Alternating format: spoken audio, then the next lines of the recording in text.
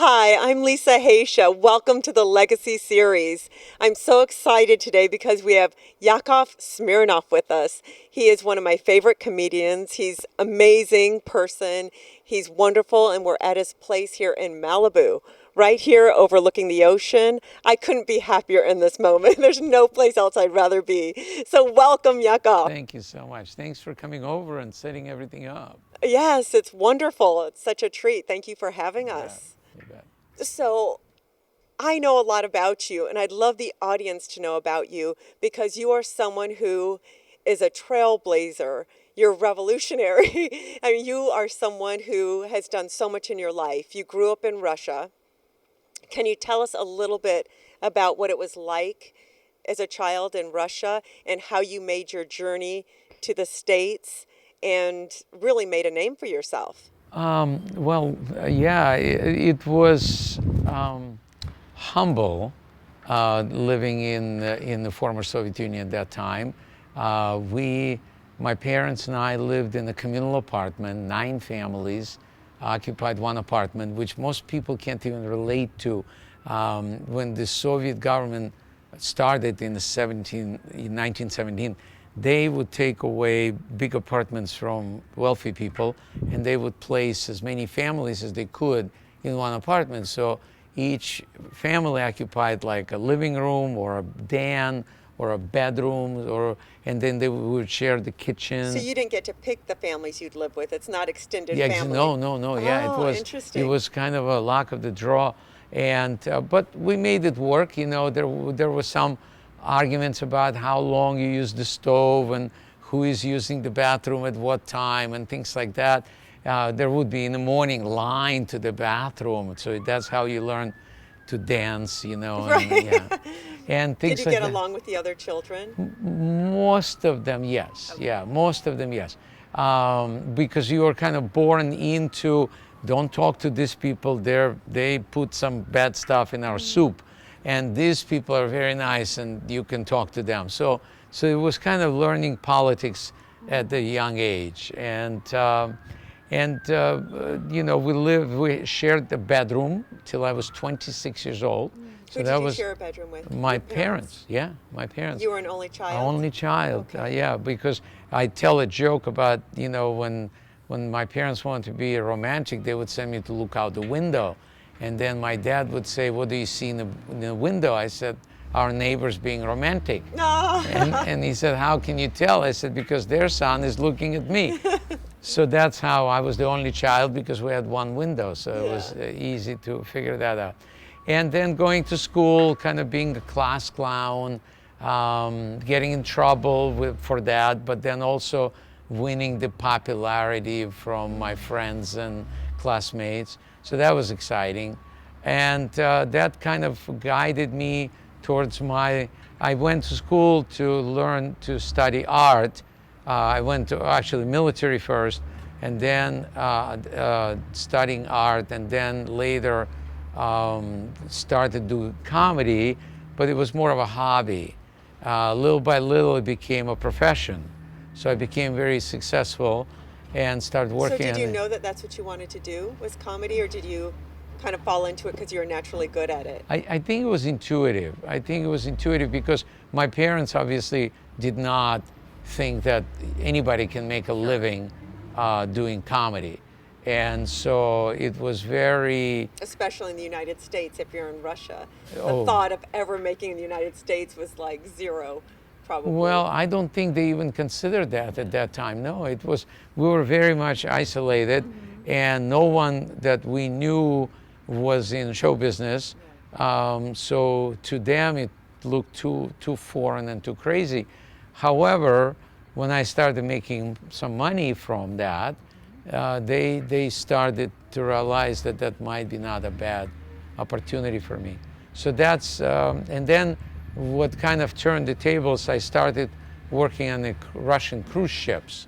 I call it the Love Barge. How did you get that Yeah. job? I was performing, doing a tour around the country with a band, and somebody saw me and said, you should, if you want to have like a vacation, they will not pay much, but they will give you a cabin, which was a huge thing living in a communal apartment, you get your own cabin. Wow, that's cool. So I did one trip, and they really liked me a lot, and that was life-changing actually, because I asked them if they would let me bring my parents on the cruise, and they said, "We're going to tell you what to do, not you're not telling us what to do." And I said, "Well, then I won't be able to go." And they were really upset with me. And it's all owned by the government, so there was no many choices. So they said, "Well, then you will not work here ever again." And I said, "Okay, well then so I went home, and that same day, we got a messenger to bring a package to us, saying that they would allow not only my parents would get a cabin, and I would get my own cabin, and please come back to the ship," which was unheard of. I never, thought of that, because everybody was the same in their models, so nobody was better than anyone else. So if they said, "You're not going to work," you're not going to work. And so it was totally surprising. I came back on the cruise that day with my parents, and I talked to a cruise director, and I said, "What is it that happened here? Because this is totally irregular." And he said, "Well, the captain of the ship saw you perform, and he said, I want him on this cruise, even if you have to give him my cabin." And he used to work with all the companies that are, from United States or Europe. They are used to rewarding somebody if they are better. So like the light bulb went in my head. I said, so if I'm more talented, I'll be able to have more things, or in my life. And they said, yeah, that's how capitalism works. So at that point, I was on my parents' case, going, we got to go to America. This was a deciding factor for me. Oh, that's interesting. So your parents obviously were blown away watching you perform. Yes. And seeing Especially how people the mom, related to you, yeah. and all the laughter from an international audience, right? International Yes, I audience think who that would did be not key. speak Russian, and Yes. I didn't speak any other language at that time. So my mom was like blown away, going, so I guess you're doing... How are you making people laugh and you're not even speaking the language? Yes. Well, it was facial expressions, with my Yes. timing, all of that, and it was international. And that obviously encouraged me, as well as gave certainty to my mom, who was very nervous about this. Yes. My dad was already on board, no pun intended. He wanted to go, yeah. Oh, wonderful. So then how did you actually get here? Well, then it was a long process, because Jimmy Carter at that time had this deal made with the Soviet government that America was supplying them wheat. And they said, you need to show some human rights. So we were basically exchanged for some wheat, tons of wheat. I don't know what it was. Every time I see a Wonder Bread truck, I salute. So then I wonder. So I don't know what exactly happened, but that's how we got out. So when you came here, where was the first place you went? New Did York. you go to New York? New Yes, York, everyone yeah. goes to New York. Most people, yes. Yeah. And it was humbling, scary, exciting, fun. I mean, I'll give you, I tell this joke in my show, but it was true, because the word yep means sex in Russian. So when I got off the plane and we were walking through the airport, you hear people say yep, yep. So I'm thinking, no wonder they're happy in America. So those were the good surprises. Yeah. But then there was a lot of hard work learning the language and getting jobs and all of that stuff, which is typical immigrant story. But I was very determined. I was saying, I'm going to do comedy. How old were you? I was 26. 26. Yeah. And you were still living with your parents? Oh, yeah. Oh, yeah. wow. So how long did you live with them while you were in the States before you broke About away? 6 months while we were in New York, and then I got a job shortly, maybe a little bit less than 6 months, in a Grossinger's Hotel in the Catskills as a bar boy, $1.20 an hour plus tips. And I was so excited, because I was I was able to watch comedians perform there, and they were there almost, 3-4 times a week. Did you make friends with them? Yeah, Okay. made friends with them. Was learning English by just listening and paying attention and translating, and it was a crash course of comedy. But that gave me, then moved to Florida for a little while, tried some clubs there, and then moved to Los Angeles. And that's when my career took off. So, what do you think you had inside you to feel that you had the goods to move to the United States and make it, even though you made the crowds laugh, this and that? It still takes someone special to get up on stage and set yourself up for failure. Well, that I kind of learned earlier I started when I was 15. Yeah. And I would do talent shows like in high school, or then I went to the military and I would do talent shows there. So, were you always comfortable on stage? Like, oh, I could go on stage? Did you practice a lot in your bedroom? Well, I guess people saw me as being funny, and I think it was in a high school talent show that was somebody approached me and said, would you like to be an MC? And at that point, I thought I was also a singer, I thought. Okay. Yeah, until I sang on stage, and then I got laughs. And I go, oh, maybe that's not the right reaction. Not a singer. And then and I would recall again, I told the joke, but like when I was a kid, I recall that every time I would sing, my mom was standing near the window, open window, and I would say, Mom, why are you standing near the window when I'm singing? And she said, I don't want our neighbors to think that I beat you. That was a joke. Yeah. Yeah. So it was not my talent, singing. Okay. But then during that same show, I told a couple of jokes as an MC and got legitimate laughs. And then I went, maybe that's better. And that kind of changed my life. That was I wasn't very athletic, so it wasn't something that I wanted to. I wasn't winning popularity being in that field. So it had to be something else. And comedy gave me that popularity in school and then popularity in wherever I was. Nice. So it gave me the encouragement to go through rejection that I probably wouldn't have gone through. But the positive reinforcement gave me that. Yes, I've been working with a lot of teenagers or young 20-year-olds, and most of them say their biggest fear is public speaking, going on stage or presenting themselves. Even if they're brilliant and talented, they're still afraid. Even if they've gone up and given a speech and they were successful, I don't ever want to do that again. So that's remarkable that you took the risk from not even speaking English well and went on an international stage to, American stage. It was still nerve-wracking. Absolutely, but you just had enough confidence and fortitude and wanted to. And I've been very blessed, to those moments. You recall them very clearly. The moments when take your breath away.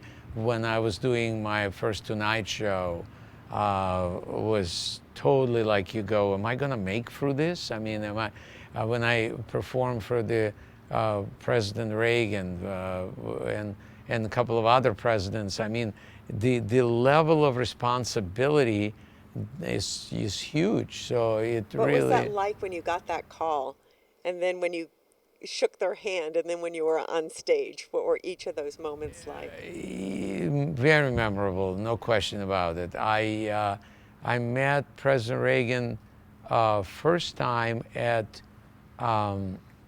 It was kind of a unusual circumstance. I was performing at the comedy club in Washington, D.C., and this gentleman came over to me after the show, and he said, I'm hosting President Reagan, Nancy Reagan in my house. Would you like to be one of my guests? And I didn't really think that it was for real, so I'm kind of going, yeah, okay, sure, why not? So, and then he followed through, and he was the chief editor of Washington Times newspaper. And he invited me, and I went there, and it was a funny funny incident as we're going to his house.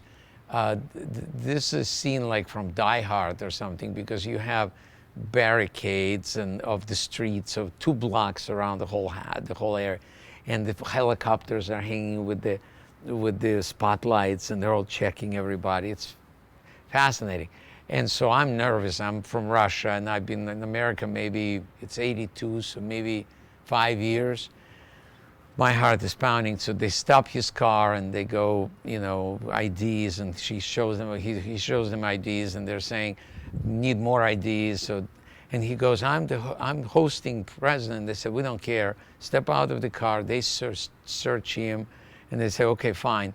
And then they put the flashlight on me, and I'm like, oh my God, what's going to happen now? And the FBI guy looks at me and he goes, Miller Lite commercial, right? No.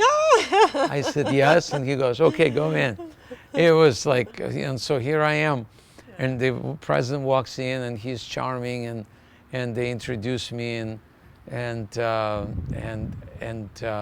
we sat across, it was only 18 people in the house, and we sat across from one another, and he started telling jokes, like as we would be, and he said, have you heard this joke?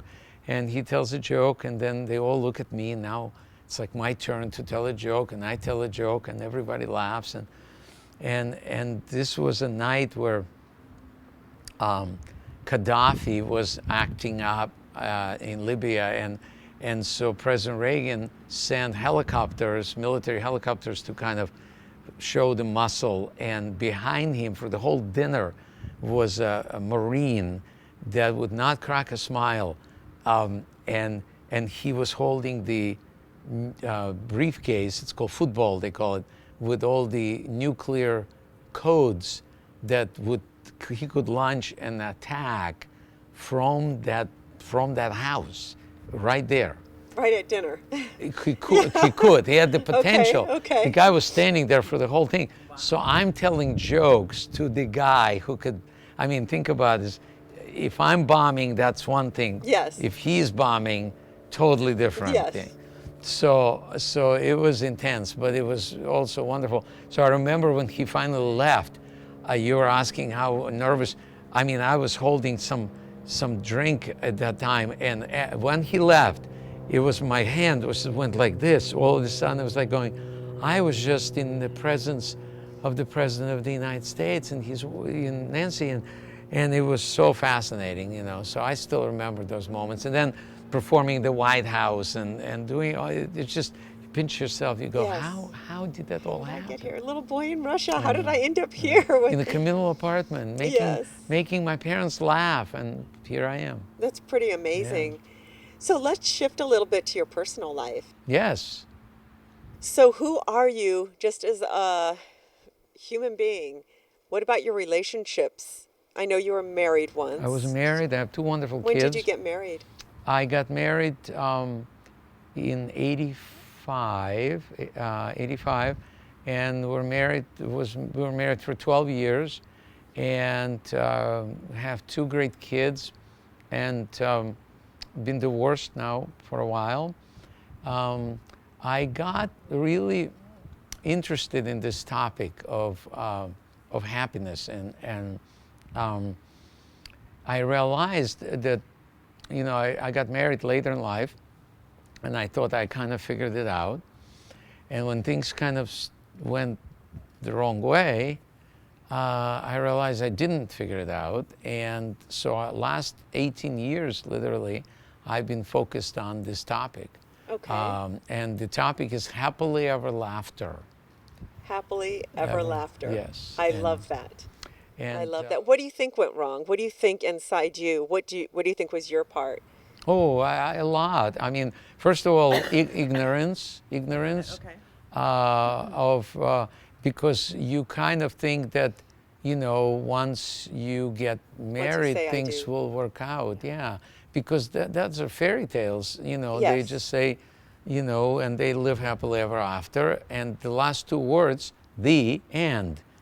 Yes. It's like, Wait, how? Yeah, what happened? All You the messy forgot, stuff in yeah. between. You forgot to tell us this. Yeah, What Act happened? 2. Exactly, exactly. So this has been 18 years of trying to figure out the Act Two, and fascinating. I went back to college, went to University of Pennsylvania, got my master's degree, graduated 2000. What did you get your master's in? In psychology. Okay. Yeah, 2006. I studied with one of the best professors. He's a father of positive psychology, Martin Seligman. Studied with him directly, lucky, very lucky. And we're uncovering, peeling that onion, and learning the things that, because here's what was fascinating to me, that in the beginning of the relationship, everybody experienced happiness and laughter as a result of that, or as a measure of that. I believe that's really true measure of happiness. Yucks. How many laughs per hour you have. And if you're having a lot, then your relationship is healthy. If you're not, it's not. But I didn't have that insight, even though I was a comedian, and I should have, but I didn't.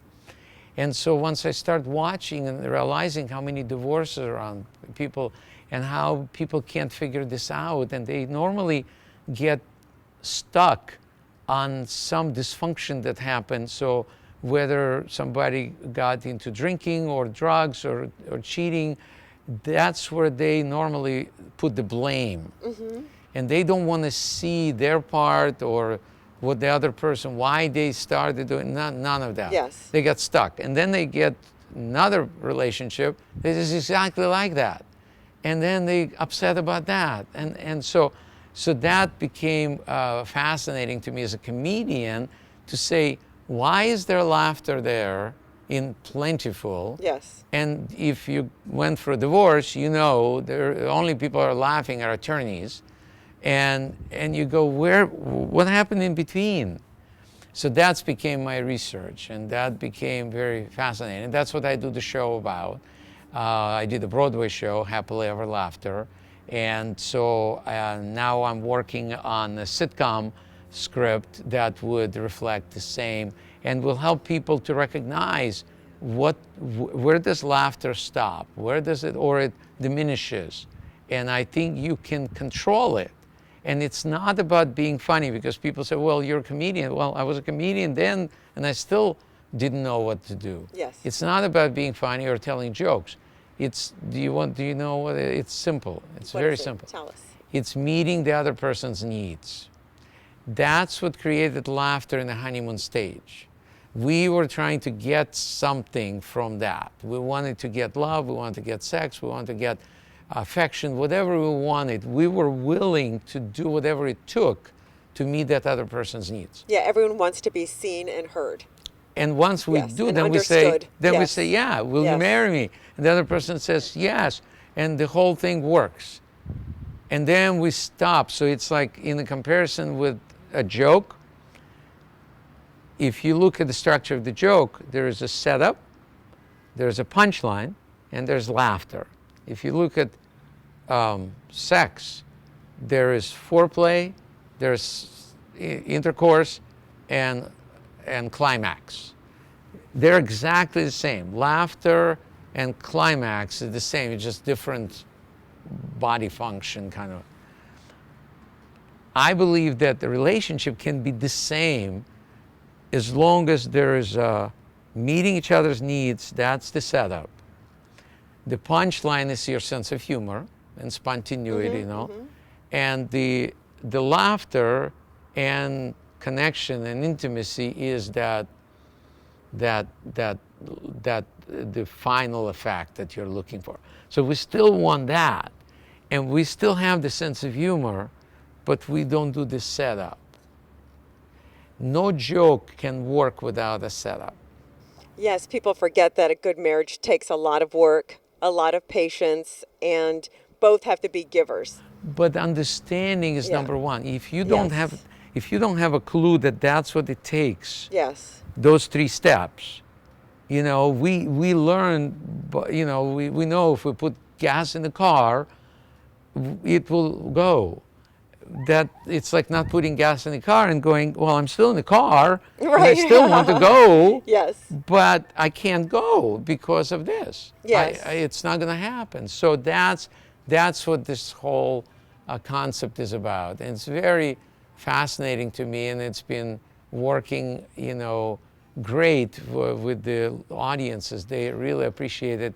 Oh, absolutely. They walk in kind of disconnected at first, and the more I share this knowledge, and I gift drop it in laughter, so it's all funny to them, but their body language, at first they're kind of sitting kind of away from each other, and then slowly their body language So you're changes. a relationship coach on stage now, pretty In much. some way, in yes. some way. That's And then wonderful. they hold hands, and hopefully, they walk out smiling, and hopefully they have a good night. Yeah, from working with hundreds of couples, I found that some of the cliched responses of why they're sitting on my couch is because we grew apart, or someone seeks more attention than the other. Or anytime we're out, they're the life of the party. We get step in the car literally and they shut down. Right. So they're giving to everybody else, but when it comes to the person, it's like, I don't want to be on anymore. I could just be me when I'm married. So they stop working hard at home. No setup. Yeah, No they don't get no, dressed, they don't put on makeup, or they right. don't look their best for at home, but when they go out, they Yeah. shine. No gasoline in right. the car, but they're sitting in the Yes. car going, why isn't Yes. it going? Yes, well, I talk to you all the time. I'm bored of you. You have nothing new to say. I have nothing new to share. So you got to keep doing things that are spontaneous. I think it's good to spend a little time apart to bring back new energy into a relationship. That's one way, but I think that when you look at needs of men and women, they're so different because we grew to believe that we're the same. Men and women are the same. We're equal, but we're very much not the same. So there's wonderful work of Dr. Harley. I recommend that book, His Needs, Her Needs. He picked 10 emotional needs that men and women both need. But when he asked them to prioritize and pick 5, men picked one set of 5, and women for completely opposite 5. So when you are going into a relationship and you have no clue, you're gauging that your need might be admiration or sexual fulfillment, or and the other person's could be totally different, which might be affection or conversation, but you have no idea how you're going to meet that need. Yeah. It's it's like putting water in a gas tank. Yes. And going, why Why isn't it going? working? Yeah. Well, what makes you tick? Figuring this out. Figuring this I out. totally love this. I mean, I can do this 24/7, and also sharing it and helping people. I teach at Missouri State University. I'm a professor there, and watching, whether it's adult or student or freshman, their eyes, like, you can just see, it's like aha moments. It's like, I say it's aha gift wrapped in ha-ha. Yeah. So I give them a little bit of humor, Nice. and open them up, and then help them get something that's life-changing. Mm-hmm. What do you want your legacy to be? I think happily ever after. I think if it becomes, well, I know it will leave a mark because it already has with some people. But the more people I can reach and recognize and help them see that you can live happily ever after, and you can do it consciously. It takes an effort, but it takes first acknowledgement or recognition of that. Without the recognition, gravity was always there, but it took Isaac Newton to get hit on the head with an apple to go, oh yeah, let's measure this thing. And then everybody became aware of this. So I guess that's kind of my desire, is to leave the world with this knowledge. Okay, when you had a setback, how did you get back on your feet? Can you give us one example of anyone who's listening to this saying, I want to be a performer, or I want to be a professor, or I want to get a master's degree, but I don't have the money, I don't have the time, I don't have the support. Is there any time in your life that you wanted to do something but nothing was working? Or maybe you just got a divorce and you went through a lot, and how did you get back up and start dating again? Anything. Yeah. What happened to you and how did you overcome it? Here's what there are three words that help me kind of get on track. Intention, attention, and no tension. Now, it's easier said than done. So first I go, okay, what's my intention? I want, let's say, this message to come and be my legacy, right? That's my intention. What do I do? How do I put my attention on it, right? So I work with writers, let's say, on the script of the sitcom. There's no guarantee whatsoever that it will ever be read by anyone, but that's my attention on it. So I will go to comedy clubs and I will test the material. I will keep writing and talking to producers, directors, whatever, and so that's my attention.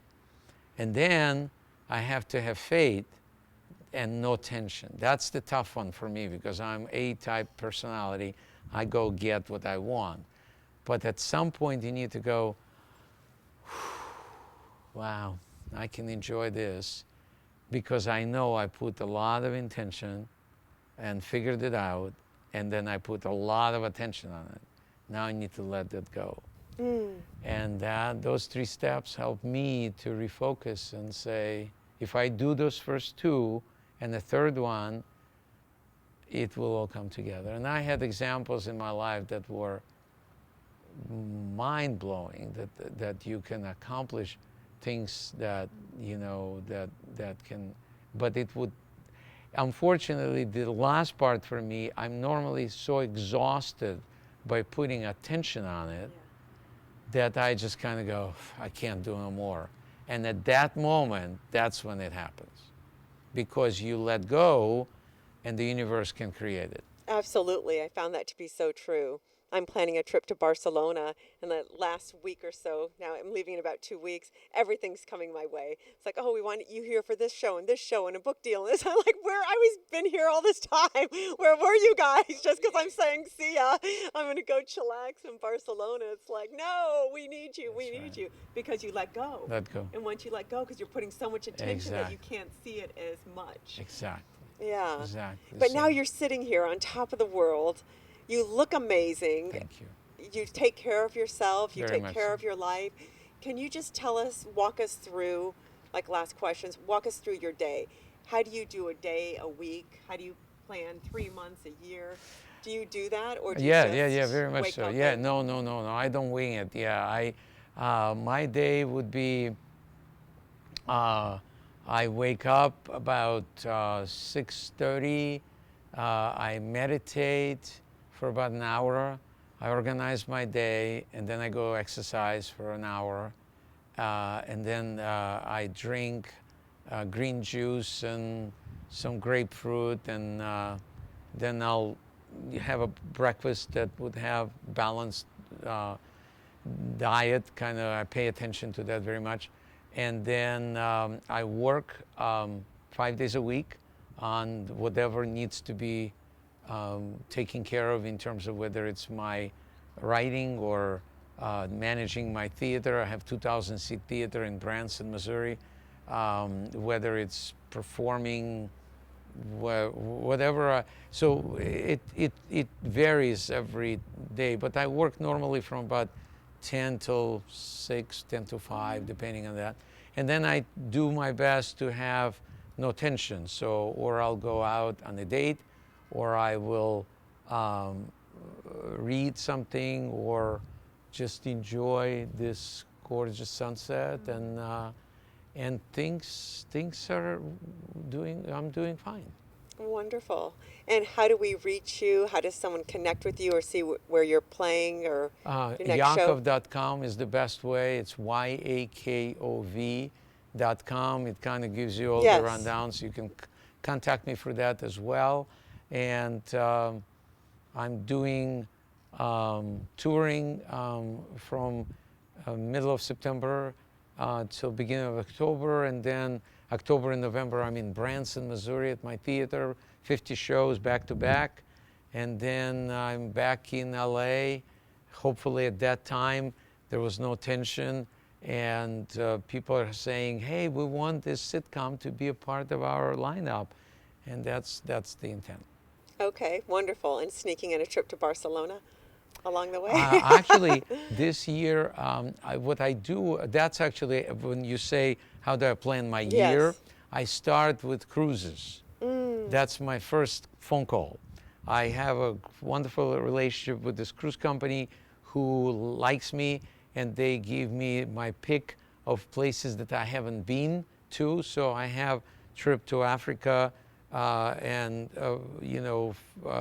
for 12 days during holidays this year, and then I'm going to Dubai in India next year, and then back to like Baltics and the Black Sea. So you do I a cruise every year? I At do least 3 one. cruises. Oh, yeah. Yeah, So three cruises. Okay. Yeah, That's wonderful. yeah, So 3 that's your cruises. R&R too. That's my relax, take my family, enjoy. So that's the beginning, and then the other stuff will be in between. Well, wonderful. Sounds like you have it all figured out. No, I don't, but I work on it. Yeah. I work on it every day, though. Well, thank you so much for your My time. This has pleasure. been really insightful. I'm sure it's going to help a lot of people. Thank I you. really appreciate it. Thanks for coming out. Yes, you're welcome anytime. Thank you. You're welcome.